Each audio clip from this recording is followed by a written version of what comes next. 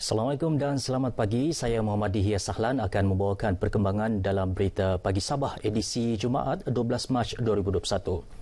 Baik saudara, kita mulakan dengan berita ini. Kira-kira 70 rumah atas air di Kampung Lok Urai, Pulau Gaya dekat Kota Kinabalu musnah dalam kebakaran dipercayai bermula sekitar 8.30 malam tadi.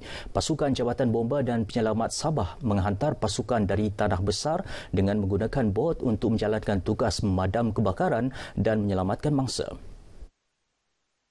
Kesemua mangsa, hampir 200 orang dipindahkan ke Dewan Serbaguna di Sembulan dan Kampung Likas. Menurut Mayor Bandaraya Kota Kinabalu, Nurliza Awang Alip, Dewan Bandaraya Kota Kinabalu juga bersedia mengaktifkan Dewan Masyarakat di Damai sekiranya perlu. Tapi kami juga difahamkan ada yang sudah keluar daripada pulau dan diambil oleh keluarga masing-masing. InsyaAllah kita harapkan tidak ada sebarang kecederaan lah. Tinjauan RTM pasukan SESB turut ke lokasi kejadian untuk memastikan punca bekalan elektrik telah dimatikan atas faktor keselamatan. Mangsa yang ditemui menceritakan detik cemas ketika kejadian. Saya di rumah dengan keluarga, tiba-tiba ada orang teriak terbakar. Jadi saya keluarlah. Saya ingatkan api kecil saja. Jadi saya lari pergi rumah yang tempat terbakar itu. Saya masuk. Jadi sekali tengok api dah besar. Ada orang luar dekat jembatan, dia teriak, dia cakap ada kebakaran. Nah, lepas tu saya sempatlah pergi rumah mau ambil anak saya, tapi saya punya dokumen semua tidak hangus. Aku dapat ambil dokumen sejak, jadi kami panik semua tengok kelang kabut banyak yang terpisah. Ada macam anak-anak nangis. Tiada kemalangan jiwa dilaporkan, punca kebakaran masih dalam siasatan. Pihak Berkuasa Pembangunan Ekonomi dan Pelaburan Sabah sedia diarah menerajui pembangunan sempadan Malaysia-Indonesia yang melibatkan sisi Sabah. Pembangunan melibatkan pembinaan jalan raya menghubungkan sempadan Serudong di Kalabakan, Tawau dengan Simanggaris di Indonesia yang telah dipersetujui oleh Kerajaan Persekutuan. Ketua Menteri Datuk Seri Panglima Haji Jinor berkata projek itu turut meliputi pembangunan kompleks kastam, imigresen, kuarantin dan keselamatan di pintu masuk Serudong dan Simanggaris dengan kos RM600 juta. Datuk Haji Ji berkata demikian ketika mempengerusikan mesyuarat lembaga pengarah sedia di Kota Kinabalu.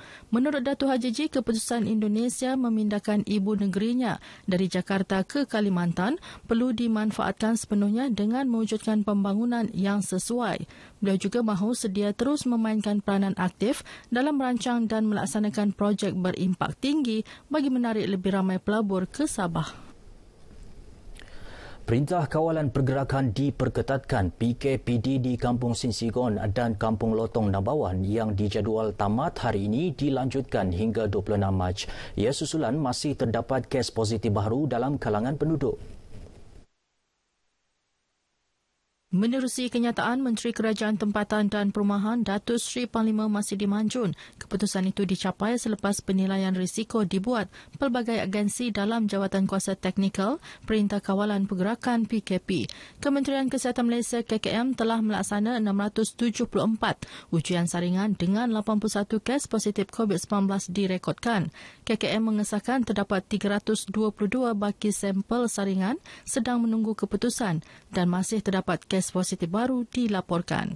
Sementara itu, terdapat satu kluster baru dilaporkan semalam iaitu kluster Jambatan 1 Bombalai di Kalabakan yang merekodkan 15 kes.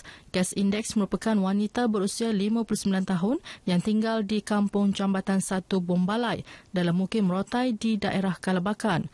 Kes indeks dikesan positif melalui saringan bergejala di salah sebuah pusat perubatan di Tawau pada 26 Februari lepas. Hasil penelitian, kes indeks telah mengadakan kenduri akikah di kediaman beliau pada 20 Februari. Daripada 41 kontak rapat yang disaring sejak 1 Mac, 14 orang disahkan positif. Pengesanan kontak rapat dan punca jangkitan masih giat dijalankan. Sehingga kini Sabah merekodkan 53,736 kes positif dengan pertambahan 61 kes baharu semalam. Bagi pemberian vaksin pula, seramai 2,484 orang telah menerima suntikan vaksin harian dos 1 menjadikan jumlah kumulatif 19,032 orang. Program imunisasi COVID-19 kebangsaan yang sedang dilaksana membuktikan keprihatinan kerajaan terhadap kesihatan rakyat di negara ini. Ahli Parlimen Libaran Datuk Haji Zakaria Muhammad Idris berkata, walaupun tahap ekonomi rendah, namun kerajaan tetap meneruskan usaha memberikan vaksin secara percuma kepada rakyat demi melandaikan lekukan pandemik COVID-19. Atas keprihatinan kerajaan kepada rakyat telah berusaha vaksin ini akan diberi kepada rakyat dengan percuma. Dan kita sebenarnya nampak yang berhormat Perdana Menteri pun pertama kali yang menerima vaksin ini, dan alhamdulillah tidak ada risiko yang diterima. Beliau ditemui media dalam majlis kunjungan kasih ke rumah pemimpin-pemimpin masyarakat Dewan Undangan Negeri Dun Sungai Sibuga di Kampung Sungai Obar, Sandakan. Sementara itu, anggota Dewan Undangan Negeri Adun Labuk, Samad Jambri berkata masyarakat luar bandar perlu didedahkan dengan maklumat program imunisasi vaksin COVID-19 yang sedang dijalankan di seluruh negara ketika ini. Ia bagi membolehkan masyarakat luar bandar yang mendiami kawasan terpencil mengetahui program tersebut sekaligus tidak berlaku kekeliruan atau kurang pemahaman dalam kalangan mereka.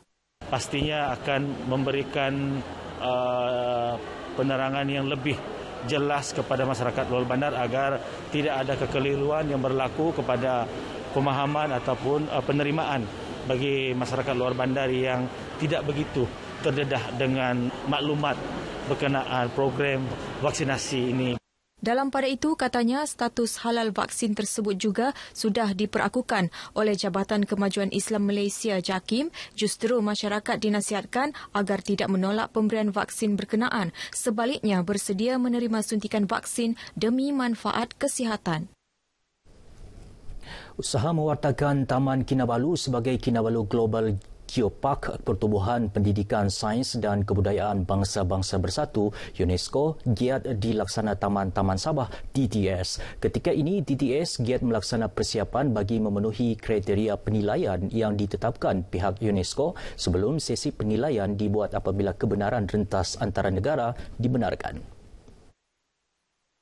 Pengarahnya Dr. McLaren Lakim berkata pihaknya telah menghantar dokumen berkaitan untuk tujuan itu kepada UNESCO Januari lalu dan UNESCO telah memaklumkan penerimaan dokumen tersebut kepada Kerajaan Negeri Sabah dan TTS. Sekarang ini kami membuat aktiviti-aktiviti ke arah pemenuhan persediaan penilaian tuh, macam menyediakan galeri-galeri pameran, mengadakan kempen community dan juga penyediaan papan-papan tanda mengenai Global Geopark ataupun memperkenalkan Geopark kebangsaan yang telah diperolehi pada tahun lepas. Sebelum ini, Taman Kinabalu telah diwartakan sebagai Geopark kebangsaan pada 18 Mac lalu, merangkumi kawasan keseluruhan Taman Kinabalu, daerah Kota Belud, Kota Marudu dan sebahagian daripada Ranau dengan keluasan 4,750 km persegi. Dr. McLaren bercakap kepada pemberita selepas merasmikan Hari Pewartaan Taman Banjaran Kroke kali ke-37 di Taman Banjaran Kroke, Keningau. Terdahulu, Dr. McLaren turut menyempurnakan penanaman 37 pokok sebagai simbolik perasmian Hari Pewartaan Taman Banjaran Kroke. Persatuan Malim Sabah PMS mahu kerajaan memberi bantuan kewangan untuk mendapatkan lesen pemandu pelancong di negeri ini. Ketika ini, para malim di Sabah menghadapi kekangan kewangan untuk mendapatkan lesen tersebut akibat pandemik COVID-19. Pengurusi PMS, Joseph Collis berharap kos mendapatkan lesen memandu pelancong berkenaan juga lebih berpatutan sekiranya ia ditawarkan melalui Jabatan Pembangunan Sumber Manusia.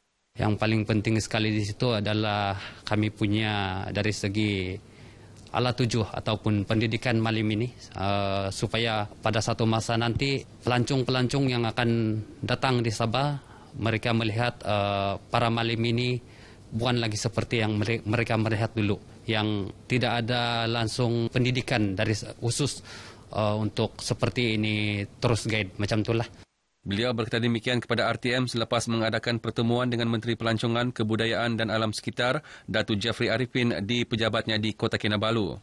Dalam pertemuan ini, Datuk Jafri bersetuju menjadi penaung persatuan tersebut dan menyambut baik usaha menyatukan para malim atau jurupandu di pusat-pusat pelancongan seluruh Sabah. Golongan ini merupakan golongan yang perlu diberikan tumpuan oleh kerajaan dan kita amat mengalu-alukan usaha mereka dalam menyatukan malim-malim ataupun juru pandu di pusat-pusat pelancongan di seluruh negeri Sabah, sama ada gunung, laut, sungai dan juga hutan. PMS ditubuhkan pada 15 Disember lalu bertujuan menghimpunkan mereka yang bekerja sebagai malim. Penjawat awam perlu melaksana tanggungjawab diamanahkan dengan ikhlas. Penceramah bebas Datuk Abdul Manaf Lakariba berkata, semua kaki tangan kerajaan perlu berpegang kepada aku janji yang dilafaz di hadapan majikan masing-masing ketika memasuki perkhidmatan awam. Jam 8 pagi sampai 5 petang itu adalah tanggungjawab kita untuk menunaikan tugas. Ya, kita bekerja dengan ikhlas tanpa ada kerja-kerja lain sebab itu adalah amanah. Beliau berkata demikian kepada RTM selepas menjadi penceramah jemputan program sambutan Israk Mikraj Anjuran Masjid At-Taqwa KKMM Kota Kinabalu di Kepayan. Datuk Abdul Manaf turut mengingatkan orang ramai agar terus mematuhi prosedur operasi standard agar usaha memutuskan rantaian pandemik COVID-19 mencapai kejayaan.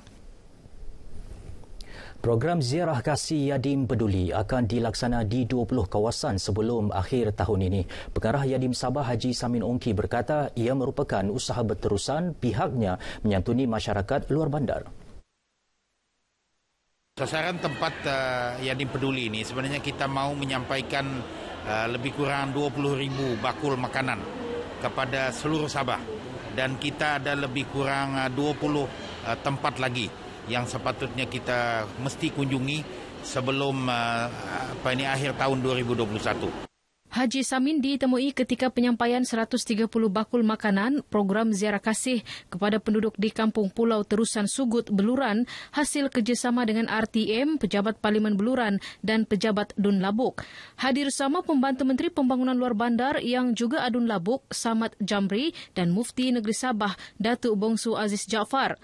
Mudah-mudahan jadual Yadim Sabah ini akan terus berkitar sekitar di kawasan Parlimen Beluran ini, dan insyaAllah saya bagi pihak kawan-kawan rakan-rakan bagi dalam kawasan Parlimen Beluran ini akan sentiasa memberikan sokongan dan juga kerjasama dalam program yang dirancang oleh pihak Yadim.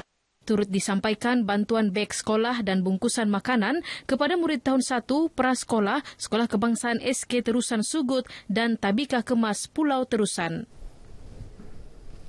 Baik saudara, sekian dahulu berita pagi Sabah kali ini bersama sertai program imunisasi COVID-19 kebangsaan. Lindung diri, lindung semua. Saya Muhammad Dihya Sahlan. Assalamualaikum dan salam hormat.